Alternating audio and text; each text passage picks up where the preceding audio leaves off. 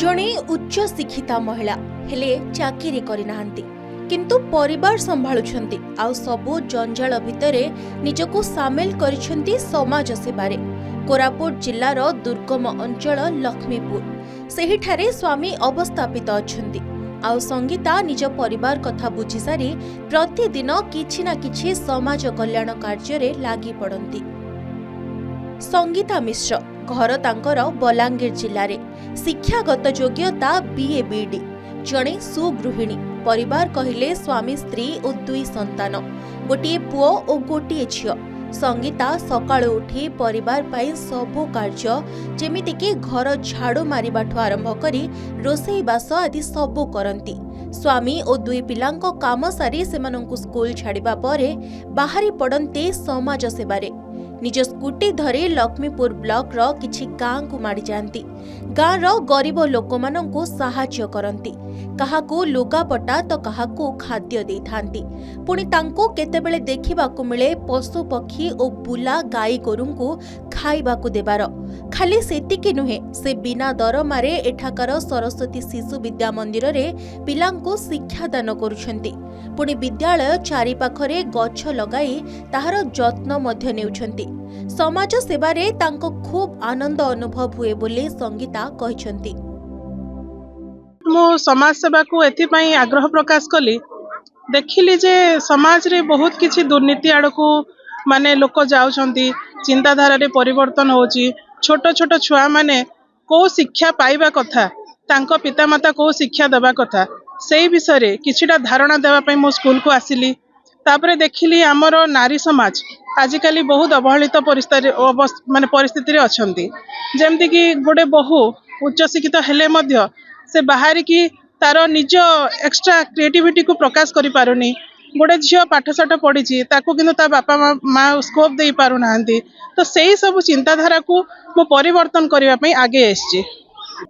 परिवार सहयोग बहुत मात्रा रे रहिछि, काहेकि ना मो स्वामींकर सहयोग अछि, मो सासु ससुरंकर सहयोग अछि, मो माँ बापांकर सहयोग अछि।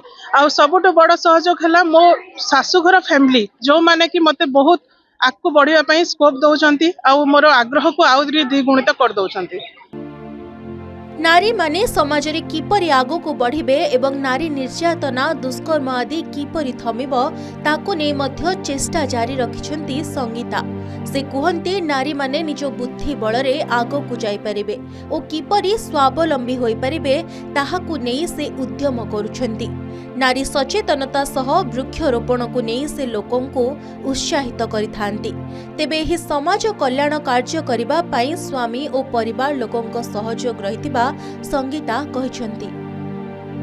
पूर्वरु दीर्घ गोटे वर्ष धरिकी आमर जो संगीता मिश्र मैडम निःशुल्क शिक्षादान विद्यालय रे करि आछंती। छात्र छात्री मानकु से निजर पुओ झियो परि स्नेह आदर करंती एवं छुआंकर आजिर शिशु कालीर नागरिक ए भावना रखी जदि गोटे शिक्षानुष्ठान रे जदि शिशु मानकु तांकर शिक्षा जदि सुशिक्षा से दियंती देवे समाज रो परिवर्तन हबो।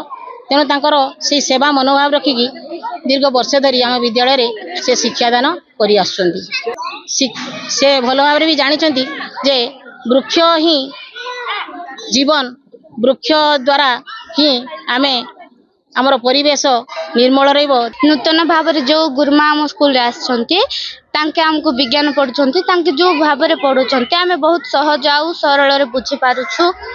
आउ तांके आसिकी वर्ष मध्य है नाई आम स्कूल रे वृक्ष लगे कि अनेक गुड़िए गछ लगे छंती, तांके बिना मूल्य रे हमको पाठ पढ़ुछंती आउ हमको बुझाउछंती जे वृक्षर मूल्य कोन, वृक्ष बिना हमें बंची हबो नाही इत्यादि हमको बुझाउछंती। सुस्थ समाज गठन दिगरे एभली जणे शिक्षिता महिलांको उद्यम को लक्ष्मीपुर अंचल रे समस्ते प्रशंसा करुछंती। कोरापुट लक्ष्मीपुर पात्र पिलेंटिक रिपोर्ट के न्यूज ओडिशा।